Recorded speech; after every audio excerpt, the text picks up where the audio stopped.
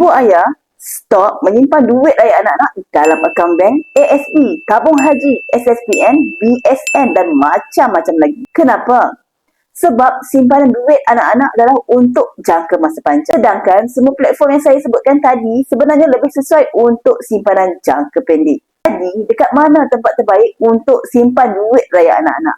Tentulah dalam bentuk emas. Secara purata, nilai emas meningkat sekitar 8% hingga 10% setahun. Apabila kita simpan duit raya anak-anak dalam bentuk emas, kita sebenarnya melindungi simpanan tersebut daripada risiko inflasi, risiko kejatuhan nilai mata wang ringgit, risiko kenaikan harga barang serta risiko peningkatan kos pendidikan pada masa hadapan. Apabila anak-anak sudah besar nanti, ibu ayah boleh gunakan semula simpanan emas ini untuk kos pendidikan mereka. Dan anak-anak boleh belajar tanpa perlu berhutang. Jadi, bagaimana cara untuk simpan emas bagi anak-anak? Ibu ayah boleh membuka akaun emas Gap Junior, Public Gold secara percuma dan boleh mula menyimpan emas rendah RM100 sahaja. Dan yang paling menarik, anak yang berusia 7 hari pun dah boleh membuka akaun emas Gap Junior.